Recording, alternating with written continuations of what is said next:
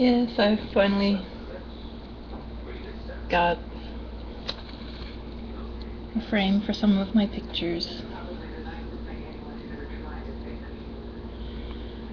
I don't have the actual ones. These I just printed off of my sister's Facebook page because she's the one that took the pictures.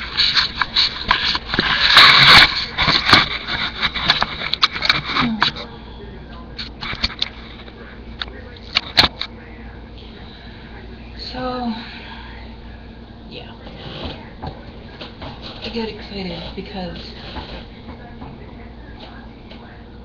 you know, I have pictures of my little girl displayed somewhere.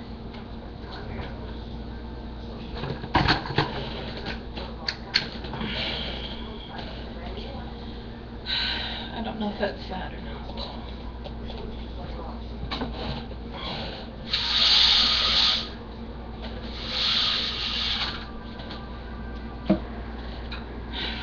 Yeah, I'm the crazy cat lady. That's me.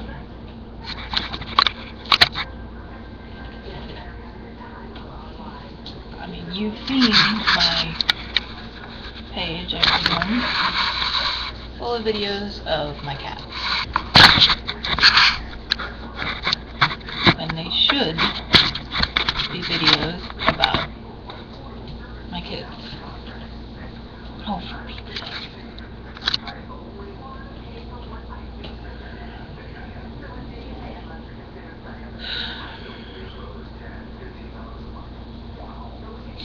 So, I feel like a failure,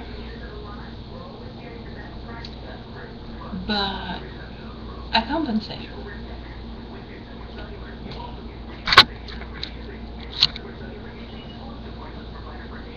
Posting videos of my cats to show that, I don't know, if I'd been given the chance, I would have made a good mom. I don't know.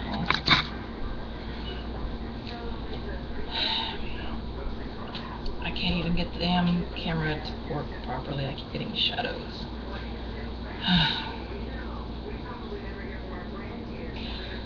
So, I found out that the medication that I was on that I did not need may have lost me IQ points.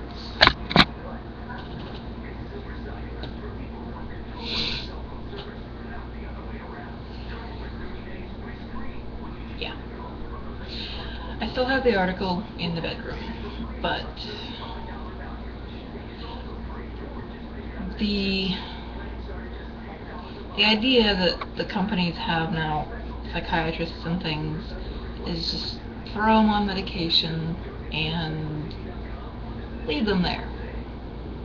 But, I mean, come on, if you've seen my videos, then you know. Yeah, I still haven't gotten my front teeth yet. Really ought to call and ask about that. That's taking so long. Anyway, so some of the effects are permanent dementia when I get older. I could have permanent dementia. I mean, seriously. There was nothing majorly wrong with me. There was nothing majorly wrong with me. They had taken the time. They had plenty of time to observe me, which is one of the ways that you diagnose Asperger's or any kind of autism, is observation. They had between 1 and 3 months, and I'd love to be able to tell you exactly, but my memory is majorly fucked up. Pardon my French.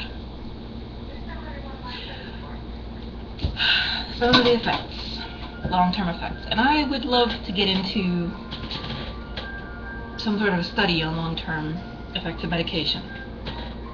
I was on medication at one point that gave me lupus, for Pete's sake. Lupus! Guys, I had lupus.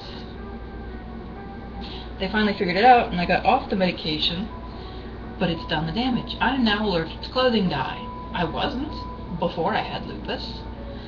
My lungs are very, very sensitive to cigarette smoke, ammonia levels, dust, mold, mildew. I mean, I've had allergies, I'm sure, but they weren't nearly this bad. My joints, well, I'm overweight, but still, my joints are not as good as they could be. When I had lupus, the things it attacked were my lungs, my skin, my joints, and my digestive tract. All four of these things are they still have long-term effects. So, yeah.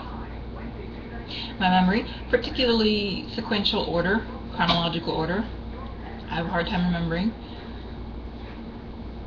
I remember that something happened, but not when or for how long, even if it was the week before. And I'm stepping off of the medications that I don't need because I'm not bipolar like they said I was, but it's not helping as much as I want it to. My psychiatrist still has me on Zoloft. And after reading this article, I don't want to take it anymore. I want to step down off of it. But it's going to require a lot of work and a lot of understanding from my husband. Because I tend to get aggravated, frustrated, irritated, lots of aids. When I have problems communicating, you know. Yes, I live in Minnesota. I'm wearing a turtleneck in June with the sleeves rolled up. But I can get away with it because I live in Minnesota. Anyway, so long-term effects. Oh, and the teeth, obviously. But according to the article, if you look at the blood levels in your body versus the blood levels in your brain, the ones in your brain are much higher. It is a neurotoxin that we're putting in our bodies. For what? So that we don't get irritated, anxious. I would rather take something as needed and not have it build up in my system and cause all these effects than to take something every day. You know? I mean, come on. Who wants to be on pills every day? I take pills for my asthma. I take pills for my allergies. And that's fine. And I found out that allergy pills can cause weight gain. Is there any medication I'm on that doesn't cause weight gain? I mean, come on, seriously. I used to be thin, I swear. I did. I used to be thin. I used to be a size 5. Now I look at a size 5 pair of jeans and I think, wow, that is tiny. You know. When I was a size 5, I looked at a size 7 or size 9 and think, wow, those are big. Now I look at those and I think, wow, that's tiny.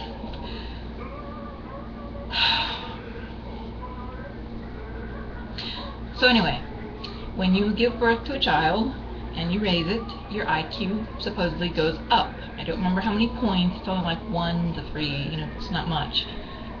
I've given birth to 3 children. I've gotten to raise 2 of them for a little bit, at least, before they were taken away. Please, no comments on me being a terrible mother. I wasn't. I was a pretty good mom. You know, I was a first-time mom, and I made some mistakes, but everybody does. You know, I was a decent mom. I was a good mom. Till, you know, shit happened and they took my kids away, one at a time, for made-up reasons, which I'm not going to get into.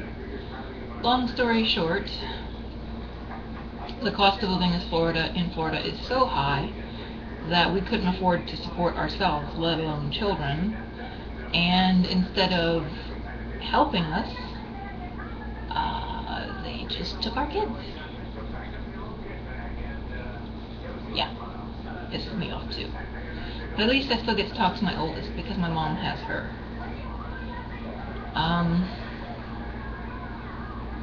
And I couldn't hold down a job. People are apparently uncomfortable around me. I come off as aggressive. I don't mean to come off as aggressive. I just don't have much of a filter. Or I didn't. I would like to think that I'm getting better at that. But, you know. And it didn't matter how many employers I told that I have, you know, a mental handicap or emotional handicap. Thank you very much, I've asked. You know, they still couldn't do much when the employees kept complaining about me. So, yeah. I don't know if that's the medication or the Asperger's. I don't. Could be either, for all I know. Could be both. So, I don't know how I'm going to do off my medication, but I'm going to have the support of my husband, my therapy kitties. Yes, I had to get that in there. I have an arms worker. I have a case manager. I have a great therapist. In fact, my arms worker does therapy as well. So in a way, I kind of have two therapists and a case manager. I have a lot of support, and I mean a lot of support. And I'm going to step down off of my meds gradually, like you're supposed to, like I did with the Lamictal that I did not need. Okay? Don't stop cold turkey. There are massively bad side effects. I ran out of money when I lived in Florida, and I didn't have... I'm trying to remember which medication it was. I think it was the Lexapro or Effexor, one of those two. I ran out of it. I had full body seizures, like I had Tourette's. Not like, you know, seizures, but like twitchy seizures, like I had Tourette's. Full body, could not stop it, okay? Do not stop cold turkey. You wean yourself off of it slowly, and I have support. You would have to have support if you wanted to go off medication. I'm not advocating it because some people actually need it. I'm not going to name names, but I know many people who actually need it. If you're schizophrenic, take your darn meds. If you're bipolar, I don't know if you can go without them. That's between you and your doctor, but if you need them, stay on them. But I don't feel the need to be on preventive medication to keep me from getting irritated or anxious or what the heck ever. You know, I don't end up needing it unless I'm in a stressful situation. You know, I don't need to be carried everywhere, which is what it is. Being on something every day is like being carried everywhere, because, you know, you're too sick to walk. I might need, you know, a shoulder to lean on from time to time. And these are, you know, odd metaphors or similes or analogies or whatever, but that's the way my brain works. Asperger's is a different kind of normal. We're not stupid at all. It's just a different kind of normal. And I learned that, or I heard that on Craig Kendall, C-R-A-I-G, Kendall, K-E-N-D-A-L-L, I believe that's his name. He has a pretty good Facebook page with links to videos that he puts on here about Asperger's. They've been pretty helpful for me because there is no support group in Duluth, Minnesota for people with Asperger's. There should be, because I know several other people that have it, but there's no support group. So, again, that's Craig Kendall. I believe that's his name. It's Craig something. And he's on Facebook. And it is for people with Asperger's. A lot of it is for kids, but there are some things for adults as well. And like me, you may watch and find and go, oh, gee, why didn't anybody see that I had this before? It was right in front of them, you know. Anyway, so big news. I'm hoping to start college in the fall. Scary news, because hopefully by then I'll be off medication. I may have lost IQ points. I may have brain atrophy. And I don't know these things for sure, but that's what was in the article. I've been on medication off and on for 16 years. There's a good chance that I've lost IQ points and that my brain has atrophied a bit. And I'm terrified.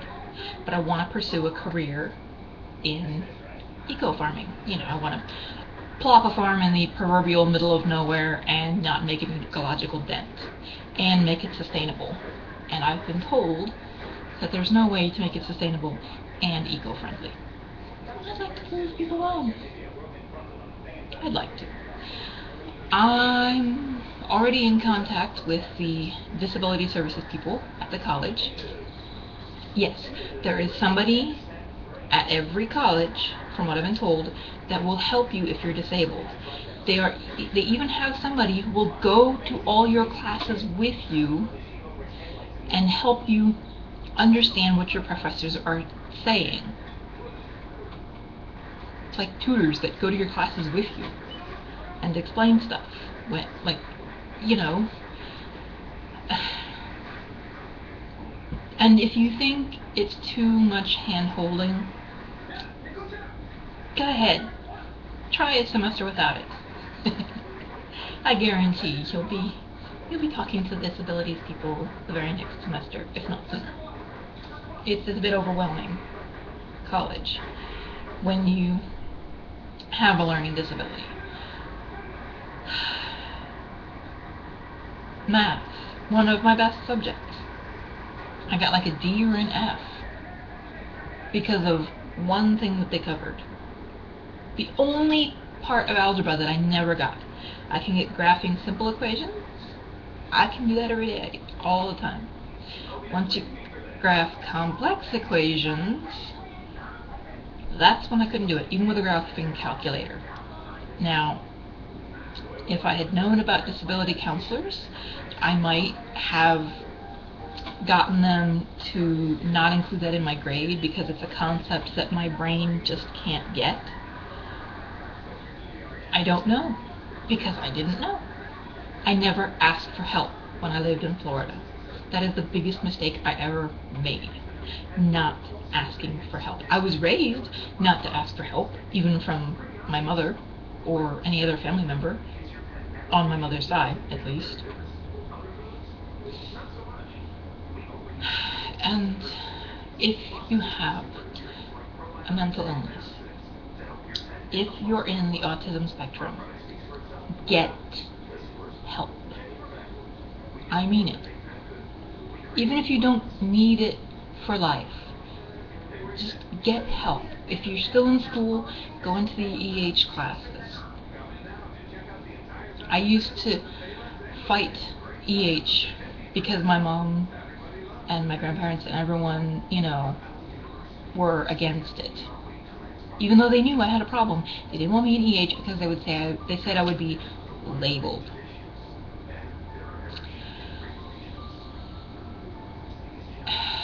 Who cares? If you get the help you need, who cares if you've been slapped with a label? If I could go back in time, I would be a better advocate for myself. If they have arms workers where you live, they teach you how to be an advocate for yourself. If they have case managers through your insurance, if you have insurance, they'll do things like help you remember your appointment, get you to a food shelf if you need to. They will, if you want to start college, they'll help you do that. Case managers are an essential tool. And therapists. Yeah. Especially if you're going off your medication with doctor supervision, you definitely need a therapist. So yeah, scary time ahead. But I'm gonna try it. And if you want to try it, remember the tips that I told you. Have lots and lots of support. If you don't have family, there are organizations that will help you. I mean it. Find them. Have a therapist and be under a doctor's supervision while you're going off your meds. And don't go cold turkey. Might save your life.